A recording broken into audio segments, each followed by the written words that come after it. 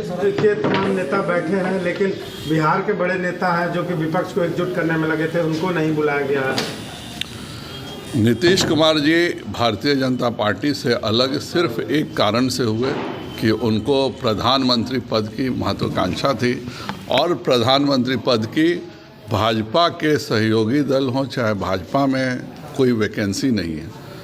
पूरा देश का हर नागरिक माननीय प्रधानमंत्री मोदी जी के रूप में ही अपना प्रतिनिधि देखता है और इसी आकांक्षा और अति महत्वाकांक्षा के कारण वह जा कर के महागठबंधन में समझौता किए और समझौता करके प्रधानमंत्री बनने का अपना एक उम्मीद पाले हुए थे।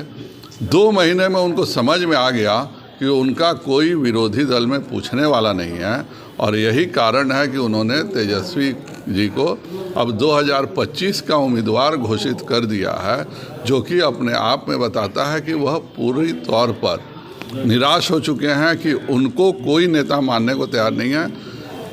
नीतीश जी की खासियत ज़रूर है, उनके अलमारी में परमानेंट 2 कपड़े पड़े रहते हैं, एक हरे रंग का, एक केसरिया रंग का। जब जो जिस दिन जो सहूलियत हो पहन लेते हैं और पहन करके उस तरह की भाषा बोलने लगते हैं।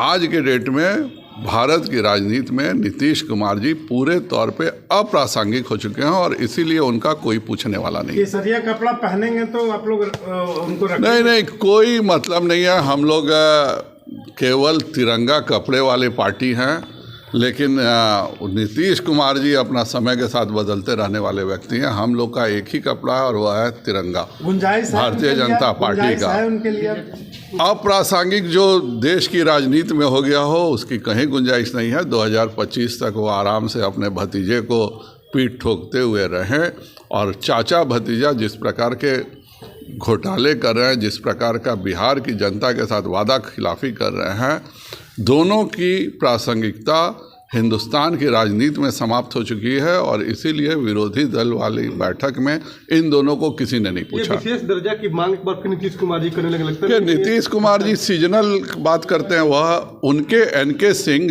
वाइस चेयरमैन थे फाइनेंस कमीशन के।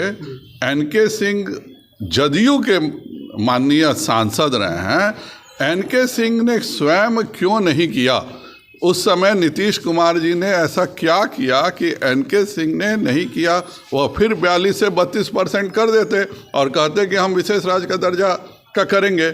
लेकिन फाइनेंस कमीशन के रिकमेंडेशन से ये सारी चीज़ें तय होती है। 14th फाइनेंस कमीशन में जब हो गया कि हिंदुस्तान में अब किसी को भी विशेष राज्य का दर्जा नहीं मिलेगा और यही 15th फाइनेंस कमीशन जिसके चेयरमैन स्वयं जनता दल यूनाइटेड के माननीय सांसद थे और उन्होंने ही रिकमेंडेशन नहीं किया।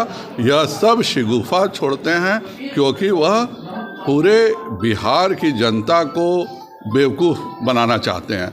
मेरा साफ मानना है, बगल का उत्तर प्रदेश है, वह $1 ट्रिलियन इकॉनमी की बात कर रहा है।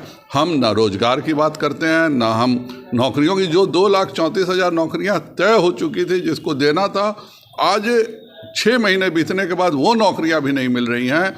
जो इन्होंने कृषि का माफ़ करने को बोला था, माननीय माले के नेताओं ने यह वादा किया था कि हम रसोइया को पेंशन देंगे। आज रसोइया लोग पेंशन खोज रहा है। आज आंगनबाड़ी की सेविकाएं पेंशन खोज रही हैं। वो लोग को इन्होंने खुद कहा था कि सारा संविदा आधारित बंद करके सबको परमानेंट जॉब देंगे। चूँकि यह सब चीज़ें वह नहीं कर सकते हैं और इसलिए वह जानबूझ के कभी सुरेंद्र यादव से देश की सेना पे प्रश्न उठवाते हैं, कभी चंद्रशेखर जी से हिंदुओं का मजाक उड़वाते हैं।